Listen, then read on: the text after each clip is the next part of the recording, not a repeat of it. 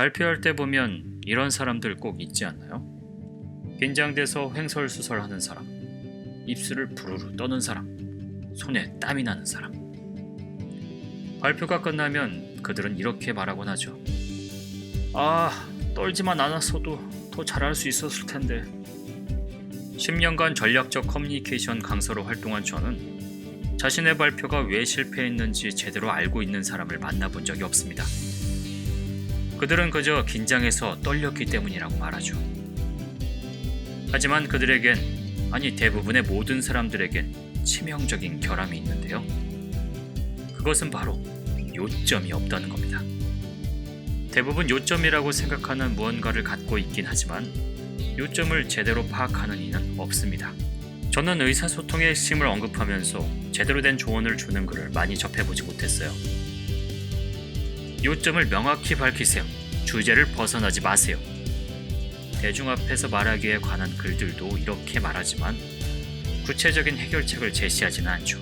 그래서 전략적 커뮤니케이션 강사이자 미국 토론 챔피언인 제가 이메일, 파워포인트를 작성하는 일에서부터 회의 보고, 연설까지 모든 상황에 적용할 수 있는 제대로 된 요점 찾는 법에 대해 알려드리고자 합니다. 요점은 소재나 주제, 제목이나 생각과는 다릅니다. 리더의 역할이나 전략적 마케팅에 관한 이야기가 훌륭한 요점이 될 수 없는 게 바로 그 이유죠. 요점은 고유한 것이며 여러분만이 제기하고 주장하고 증명할 수 있는 견해여야 합니다.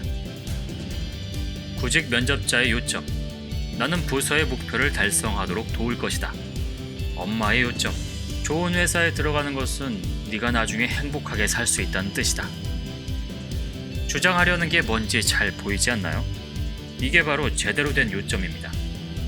요점을 찾았다면 다음 3단계 테스트를 통해 진정한 요점을 갖췄는지 확실하게 알아볼 수 있어요. 1단계, 나는 생각한다 테스트. 나는 무엇이라고 생각한다.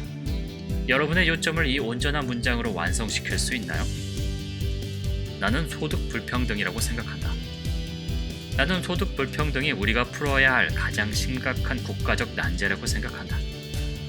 두 번째 문장처럼 생각한다를 넣었을 때 문법적으로 탄탄해진다면 당신은 제대로 된 요점을 찾은 겁니다.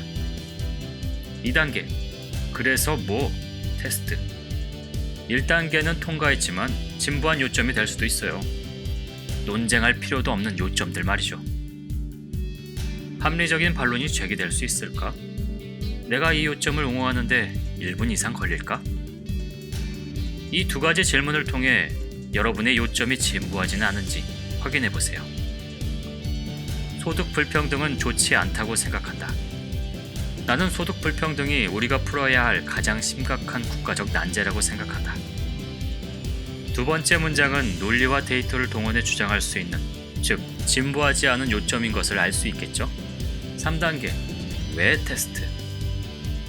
탁월하고 훌륭하고 좋습니다. 우리는 아무런 의미도 없는 형용사를 사용할 때가 많아요. 이유나 구체적인 의미가 없어도 쓰곤 하죠.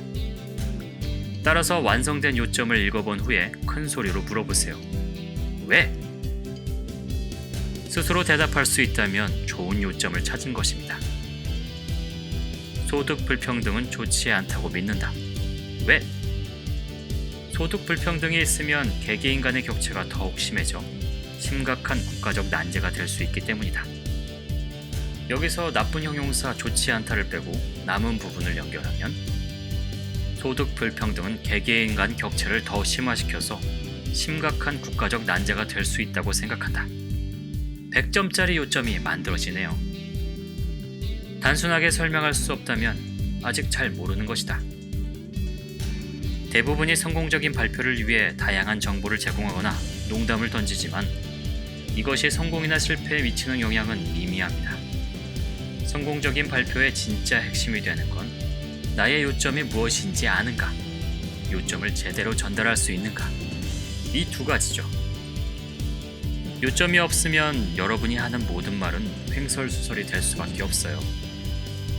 여러분은 제대로 된 요점을 가지고 있나요? 잘 정리된 요점은 생각을 바꾸고, 결과를 바꾸고, 사람을 바꿔서 결국 당신의 인생까지 바꿀 거라는 걸 꼭 기억하세요.